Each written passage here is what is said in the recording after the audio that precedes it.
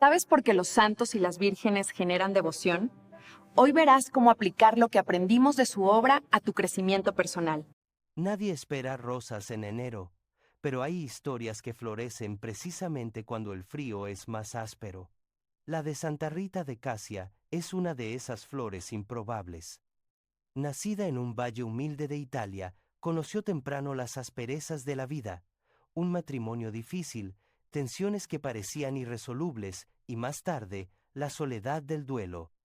Sin embargo, Rita eligió la senda más ardua y luminosa, sembrar paz donde había heridas. Con perseverancia silenciosa transformó su hogar y tras quedar viuda encontró refugio en un convento agustino.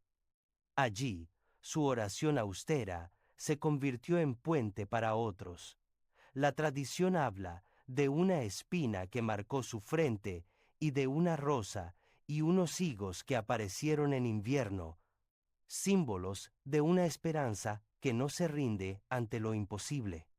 El valor que su vida destila es claro: reconciliación valiente, no una resignación que encoge el corazón, sino una fuerza que mira de frente el conflicto y el dolor y decide, día tras día, responder con paciencia activa, con gestos concretos que desarman la espiral del rencor.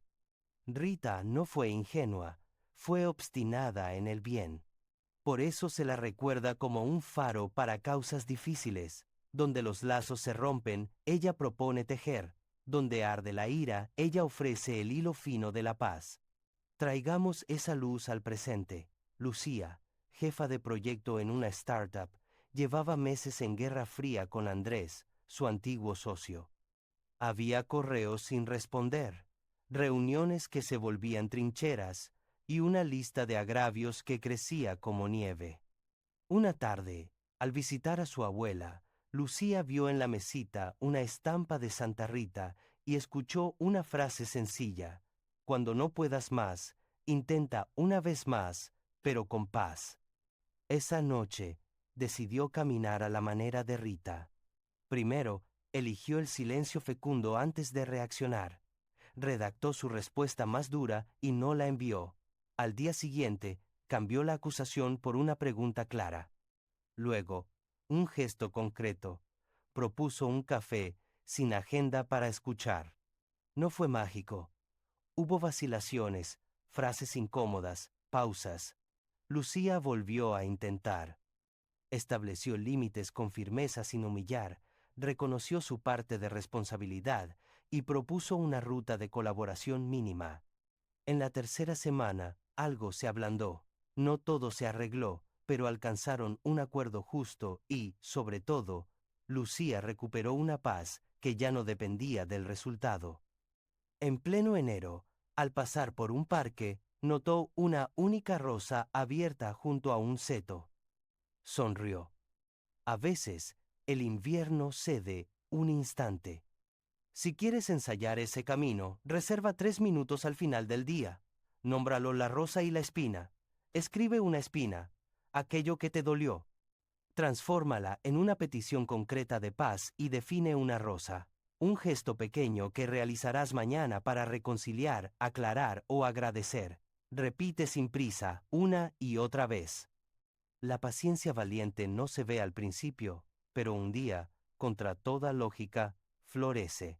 La Biblia es una guía para la vida con luz. ¡Qué hermosa reflexión! Suscríbete. Seguimos reflexionando y creciendo contigo. Dicen que en un valle cubierto de maleza, un joven llegó con 12 compañeros y, con paciencia, lo convirtió en un hogar de luz. No llevaba espada ni corona, solo un corazón ardiente y las manos dispuestas a trabajar. Lo llamaron el doctor de miel, porque sus palabras curaban. Ese joven era Bernardo de Claraval, y su secreto era simple. Cuando el amor se vuelve claro, la vida encuentra camino. Nacido en una familia noble del siglo XII, Bernardo dejó los salones y eligió la sencillez cisterciense. Fundó Claraval despejando el terreno, levantando muros con sus hermanos y ordenando el día entre oración y trabajo. Escribió sobre el amor que pone orden y la humildad que libera. Aconsejó a poderosos y levantó a los cansados. no buscó brillar, buscó purificar la fuente. El valor central de su obra. Claridad interior que poda lo superfluo para que lo esencial florezca en servicio. Siglos después, en una ciudad de pantallas, Sofía, diseñadora brillante y agotada, vivía su propio valle enmarañado, reuniones sin fin, correos a medianoche, sueño mordisqueado por la ansiedad. En una librería se topó con la historia de Bernardo y su modo de volver respirable lo salvaje. Sintió que ese método antiguo podía ser su brújula en la marea digital. Decidió imitarlo con 3 gestos: silencio, poda y servicio. Empezó al amanecer. Antes del teléfono, se sentó 10 minutos en silencio, como quien abre un claro. Luego podó la agenda, canceló reuniones sin propósito, agrupó tareas y dejó solo lo esencial. Añadió una nota: hoy, una obra silenciosa de bien. En la oficina escuchó al becario que nadie atendía, le explicó el proyecto y le cedió crédito en la reunión. A la semana, el aire había cambiado. Reuniones más breves, equipo más sereno, producto que avanzaba. Sofía no escapó, despejó. Había construido un pequeño claraval interior y la claridad se volvió contagiosa. Así vivió Bernardo, encendiendo claridad hasta que la maleza cedía, y así descubrió Sofía que la grandeza no es ruido, sino amor ordenado. Para empezar tú, intenta 7 días, al despertar, 10 minutos de silencio sin pantallas. Escribe la única tarea que, hecha hoy, hará lo demás más fácil. Al anochecer, una obra discreta de servicio. Y registra qué rama innecesaria podaste. Empieza hoy, en el metro, en tu mesa, allí donde estés. Lo pequeño, repetido con amor, vuelve el valle en luz. La Biblia es una guía para la vida con luz. ¡Qué hermosa reflexión! Suscríbete. Seguimos reflexionando y creciendo contigo. El gallo cantó en la oscuridad y, por un segundo, el mundo se quedó en silencio. Ese sonido, que una vez quebró el corazón de un pescador de Galilea, sigue viajando por los siglos para decirnos: aún puedes volver a empezar. San Pedro no fue un héroe perfecto. Era impulsivo, terco, capaz de saltar del barco para caminar sobre el agua y, al instante, hundirse por la duda. Cuando prometió no abandonar a Jesús, el miedo lo venció y lo negó 3 veces. Pero allí, en el filo de su vergüenza, encontró su valor. Lloró, pidió perdón y, cuando volvió la marea, se puso de pie. De pescador de peces a pescador de hombres, de la cobardía a la roca sobre la que se apoyó una comunidad, de la culpa al servicio. La gran enseñanza de San Pedro es esta: el coraje no es no fallar, es levantarse con humildad y perseverar en el bien, una y otra vez. Siglos después, Clara, jefa de un equipo de arquitectura, sintió su propio gallo cantar. Había estallado en una reunión, desechando la idea de un colega frente a todos. El proyecto se vino abajo, el cliente dudó y su equipo empezó a darle la espalda. Esa noche, desvelada, leyó sobre San Pedro y se reconoció en su temblor. Si él pudo volver a la barca y echar las redes de nuevo, ¿por qué no yo?, pensó. A la mañana siguiente, Clara convocó al equipo. No explicó, no justificó, pidió perdón. Reconoció su miedo a fracasar y cómo ese miedo la había vuelto dura. Propuso un plan: rehacer el diseño, integrando la idea descartada. Cada día al final de la jornada, una breve reunión para escuchar a todos y un compromiso suyo, concreto, de respaldar a sus compañeros frente al cliente. Trajo café y pan a la mesa y, mientras el aroma llenaba la sala, se comprometió a servir antes de exigir, como aquel pescador que aprendió a liderar sosteniendo primero a los demás. No fue magia. Hubo días torpes, dudas y correcciones, pero el equipo floreció. El colega al que había humillado se convirtió en su aliado. El cliente volvió a confiar. El proyecto se aprobó. Una tarde, al cruzar el puente que su estudio había diseñado, Clara escuchó el eco de un gallo distante y sonrió. no como un reproche, sino como una promesa de comienzos. Recomendación práctica. Adopta la regla de las 3 piedras de San Pedro. Cada semana, escribe una caída concreta a la primera piedra. Elige en 24 horas una acción de reparación o servicio la segunda piedra. Cuéntaselo a alguien de confianza y rinde cuentas en 7 días la tercera piedra. El gallo puede cantar, sí, pero que te encuentre ya caminando hacia la orilla, dispuesto a empezar de nuevo.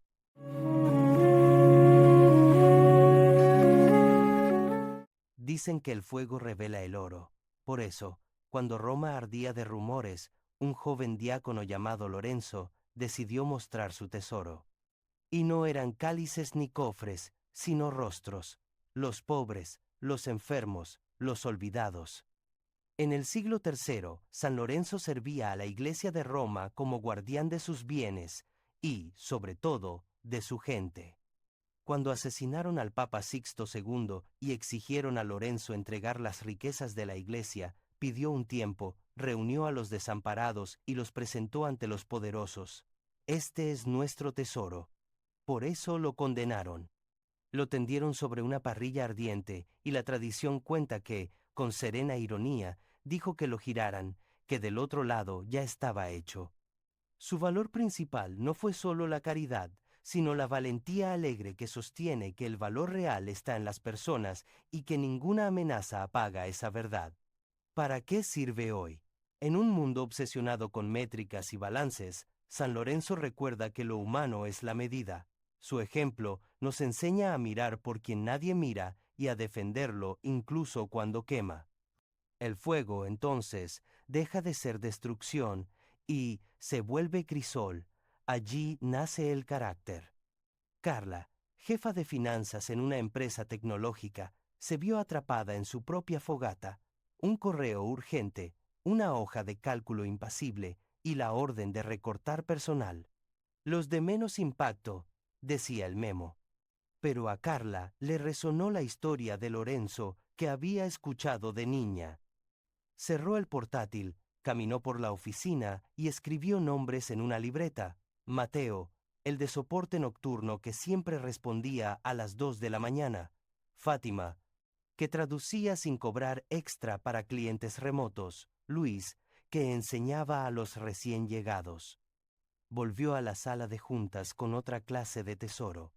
Propuso un plan incómodo: reducir privilegios directivos, vender equipos infrautilizados, renegociar licencias, abrir un fondo voluntario temporal y, sobre todo, reubicar a las personas según su talento real. Hizo algo más. Añadió una chispa de humor para respirar en el calor, recordando a Lorenzo. La tensión bajó lo justo para escuchar. No fue fácil ni perfecto. Hubo renuncias, ajustes y semanas largas. Pero el núcleo humano se salvó. Un año después, la empresa creció precisamente gracias a quienes, de otro modo, habrían sido descartados. Carla había aprendido a medir la riqueza con otra moneda. Recomendación práctica. Durante 7 días, cada mañana elige a 3 personas de tu entorno y pregúntate qué puedes hacer para que hoy estén un poco mejor. Bloquea en tu agenda 20 minutos diarios para un acto concreto de servicio hacia una de ellas. Y cuando sientas que el calor sube, ensaya una sonrisa y una frase amable antes de decidir.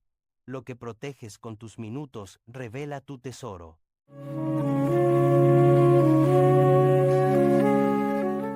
Dicen que, cuando la marea se enfurece y el cielo se rompe en costuras de relámpagos, hay un nombre que los marineros murmuran con un hilo de esperanza: Nuestra Señora del Carmen.